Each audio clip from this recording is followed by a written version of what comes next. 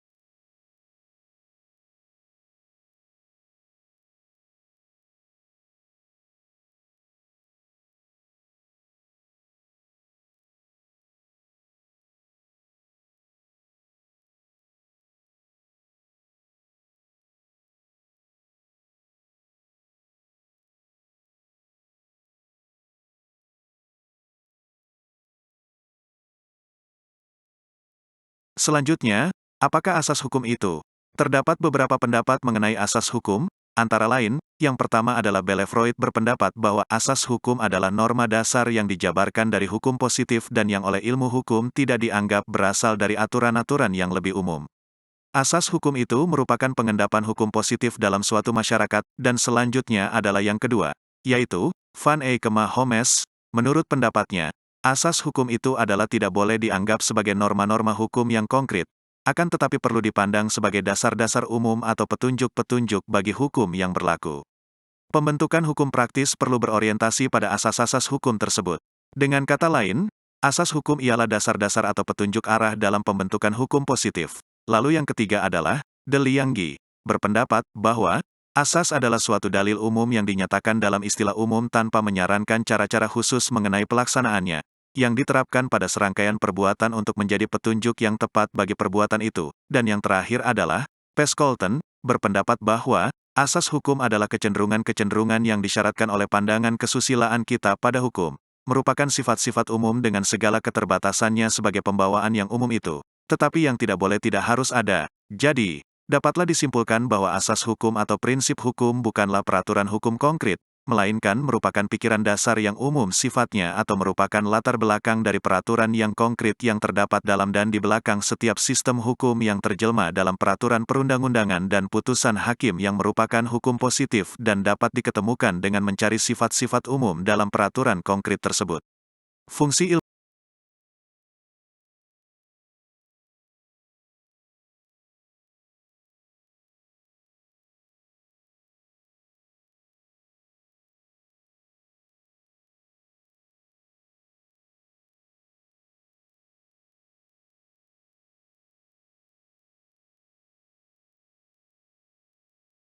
Selanjutnya adalah asas landasan hukum. Asas hukum mempunyai dua landasan. Pertama, asas hukum itu berakar dalam kenyataan masyarakat dan kedua pada nilai-nilai yang dipilih sebagai pedoman oleh kehidupan bersama. Penyatuan faktor real dan ideal hukum ini merupakan fungsi asas hukum. Asas hukum mempunyai dua fungsi, yaitu, yang pertama adalah, fungsi dalam hukum. Asas dalam hukum mendasarkan eksistensinya pada rumusan oleh pembentuk undang-undang dan hakim. Ini merupakan fungsi yang bersifat mengesahkan, serta mempunyai pengaruh yang normatif dan mengikat para pihak. Selanjutnya yang kedua adalah, fungsi dalam ilmu hukum. Asas dalam ilmu hukum hanya bersifat mengatur dan eksplikatif, menjelaskan. Tujuannya adalah memberi ikhtisar, tidak normatif sifatnya dan tidak termasuk hukum positif. Selanjutnya adalah asas landasan hukum. Bidang hukum pidana adalah bidang hukum yang memuat peraturan tentang pelanggaran dan kejahatan, serta sanksi yang akan diberikan atas pelanggaran dan kejahatan tersebut. Hukum pidana dibagi ke dalam dua bagian, yaitu hukum pidana materiil dan hukum pidana formil. Hukum pidana materiil adalah peraturan-peraturan yang menegaskan tentang perbuatan apa yang dapat dikenakan hukuman, siapa yang dapat dihukum dan dengan hukuman mendapatkan apa, dan sedangkan hukum pidana formil adalah peraturan yang mengatur cara-cara untuk menghukum seseorang yang melanggar peraturan dari hukum pidana materiil. Perbuatan pidana adalah perbuatan yang dilarang oleh hukum pidana dan diancam dengan sanksi pidana disebut juga dengan kata delik. Yaitu sesuatu perbuatan dikatakan perbuatan pidana dan dapat dikenai sanksi apabila perbuatan tersebut dilarang dalam suatu peraturan perundang-undangan sebagaimana yang disebutkan bahwa dalam pasal 1 ayat 1 Kitab Undang-Undang Hukum Pidana, yaitu kita kenal dengan KUHP, atau dikenal dengan asas legalitas, legality principle. Berikut beberapa asas-asas umum yang ada dalam hukum pidana. Yang pertama adalah asas legalitas, yaitu asas yang didasarkan pada adagium nullum delictum nulla poena sine praevia lege poenale.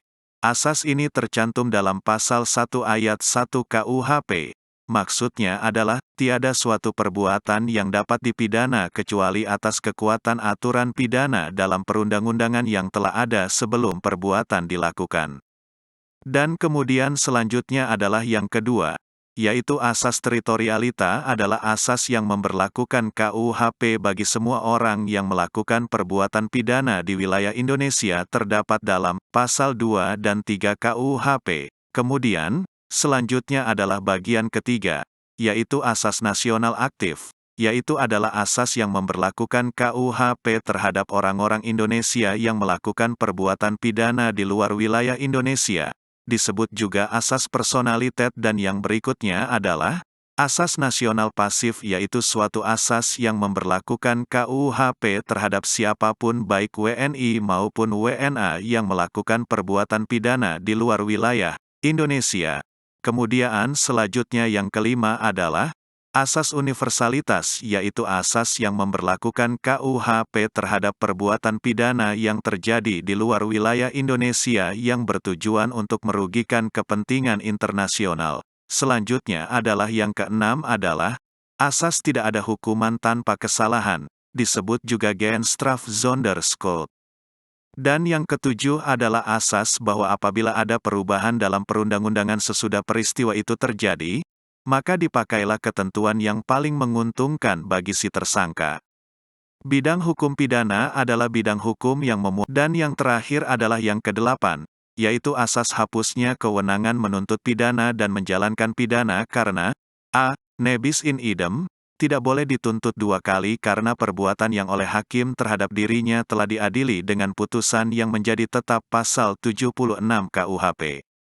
Asas nebis in idem adalah asas yang mengatur tentang bahwa seseorang tidak dapat dituntut sekali lagi atas perbuatan atau peristiwa yang baginya telah diputuskan oleh hakim.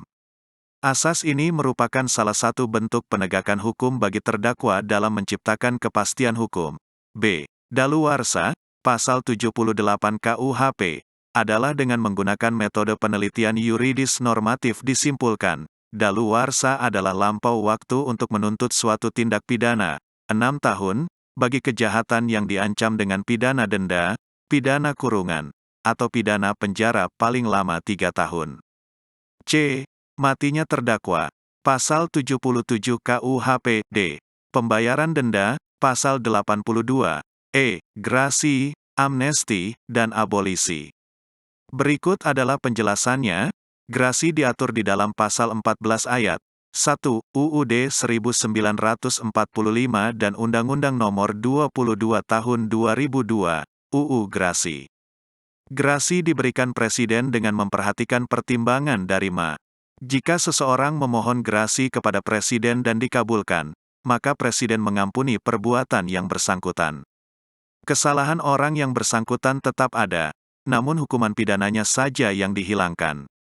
Kemudian yang selanjutnya adalah amnesti yang dapat diartikan sebagai pengampunan atau penghapusan hukuman yang diberikan kepala negara kepada seseorang atau sekelompok orang yang telah melakukan tindak pidana tertentu. Amnesti yang diberikan untuk banyak orang dapat disebut sebagai amnesti umum. Amnesti diatur di dalam pasal 14 ayat 1 UUD 1945. Undang-Undang Darurat Nomor 11 Tahun 1954 menyatakan bahwa akibat dari pemberian amnesti adalah semua akibat hukum pidana terhadap orang yang diberikan amnesti dihapuskan. Dengan kata lain, sifat kesalahan dari orang yang diberikan amnesti juga hilang.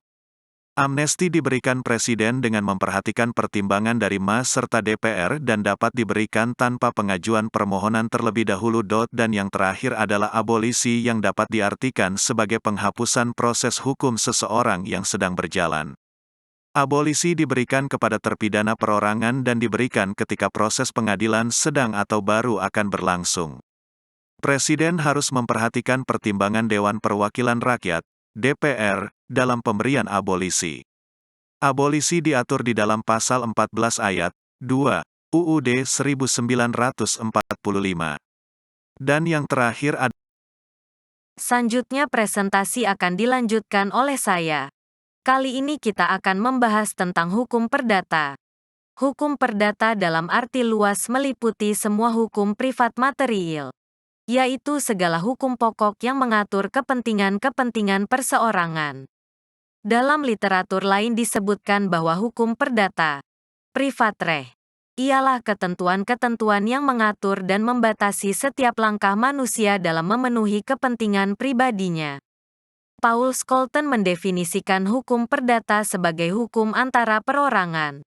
Hukum yang mengatur hak dan kewajiban perseorangan yang satu terhadap yang lainnya di dalam pergaulan masyarakat dan di dalam hubungan keluarga. Hukum perdata dibedakan menjadi dua, yaitu hukum perdata formal dan hukum perdata material. Hukum perdata material mengatur kepentingan-kepentingan perdata setiap subjek hukum. Hukum perdata formal berfungsi menerapkan hukum perdata material apabila ada yang melanggarnya. 15 Hukum perdata di Indonesia secara garis besar diatur dalam Kitab Undang-Undang Hukum Perdata, KUHP-DT, atau dikenal juga dengan Burgerlijk Wetboek, BW. BW terdiri dari 4 bagian, yaitu Buku 1 memuat hukum tentang orang, Buku 2 memuat hukum tentang benda, Buku 3 memuat hukum tentang perikatan, dan Buku 4 memuat hukum tentang pembuktian dan daluarsa. Berikut asas-asas yang lazim dipergunakan dalam hukum perdata antara lain sebagai berikut. 1. Asas yang melindungi hak-hak asasi manusia. Tercantum dalam pasal 1-3 BW. 2. Asas bahwa setiap orang harus mempunyai nama dan tempat kediaman hukum, domisile. Tercantum dalam pasal 5A dan seterusnya BW. 3. Asas perlindungan kepada orang-orang yang tidak cakap untuk melakukan perbuatan hukum, reso bequaam, tercantum dalam pasal 1330 BW. 4. Asas yang membagi hak manusia ke dalam hak kebendaan dan hak perorangan. 5. Asas hak milik itu adalah fungsi sosial, bahwa orang tidak dibenarkan untuk membiarkan atau menggunakan hak miliknya secara merugikan orang atau masyarakat. Lihat pasal 1365 BW. 6. Asas Pacta sunt servanda. Setiap perjanjian itu mengikat para pihak dan harus ditaati dengan itikat baik. Lihat pasal 1338 BW. 7. Asas kebebasan dalam membuat perjanjian dan persetujuan. Sering juga dikenal dengan asas kebebasan berkontrak. Setiap orang bebas dalam membuat perjanjian bagaimanapun bentuk dan isinya dengan syarat tidak bertentangan dengan kesusilaan, tertib hukum, dan undang-undang yang berlaku. Asas hukum tata negara. Asas hukum tata negara adalah sekumpulan peraturan baik tertulis, berwujud perundang-undangan, maupun tidak tertulis, kebiasaan, konvensi, yang mengatur organisasi kekuasaan yang disebut negara, di mana pengaturan tersebut meliputi, yang pertama adalah bentuk negara yang dikehendaki. Selanjutnya, tata cara pembentukan alat-alat pemegang kekuasaan. Alat-alat perlengkapan negara. Kemudian adalah wewenang, tugas, fungsi, kewajiban dan tanggung jawab masing-masing alat perlengkapan negara. Berikutnya ialah hubungan antara alat perlengkapan negara, baik secara horizontal ataupun vertikal. Dan yang terakhir hubungan antara organisasi kekuasaan, negara, dengan warga negara dan hak asasi manusia. Pendapat lain menyebutkan bahwa ilmu hukum tata negara dapat dirumuskan sebagai cabang ilmu hukum yang mempelajari prinsip-prinsip dan norma-norma hukum yang tertuang secara tertulis ataupun yang hidup dalam kenyataan praktik kenegaraan berkenaan dengan, yang pertama adalah konstitusi yang berisi kesepakatan kolektif suatu komunitas rakyat mengenai cita-cita untuk hidup bersama dalam suatu negara. Kedua, institusi-institusi kekuasaan negara beserta fungsi-fungsinya. Dan yang ketiga, adalah mekanisme hubungan antar institusi itu. Dan yang terakhir keempat, prinsip-prinsip hubungan antara institusi kekuasaan negara dengan warga negara. Asas hukum tata negara. Asas hukum tata negara adalah sekumpulan peraturan baik tertulis, berwujud perundang-undangan, maupun tidak tertulis. Kebiasaan, konvensi, yang mengatur organisasi kekuasaan yang disebut negara, di mana pengaturan tersebut meliputi yang pertama adalah bentuk negara yang asas-asas umum yang sering dijumpai dalam hukum tata negara Indonesia antara lain. 1. Asas Negara Kesatuan yang berbentuk republik. Tercantum dalam Pasal 1 Ayat 1 UUD NRI tahun 1945. 2. Asas Kedaulatan Rakyat. Demokrasi. Pasal 1 Ayat 2 UUD NRI tahun 1945. 3. Asas negara hukum. Negara yang berdasarkan hukum, bukan berdasarkan kekuasaan semata. Pasal 1 Ayat 3 UUD NRI tahun 1945. 4. Asas otonomi daerah yang di dalamnya terdapat desentralisasi, dekonsentrasi dan tugas pembantuan. 5. Asas check and balance antar organ negara baik secara internal maupun eksternal. 6. Asas perlindungan hak asasi manusia. 7. Asas keikutsertaan warga negara dalam kehidupan berbangsa dan bernegara. 8. Asas negara kepulauan yang berciri Nusantara.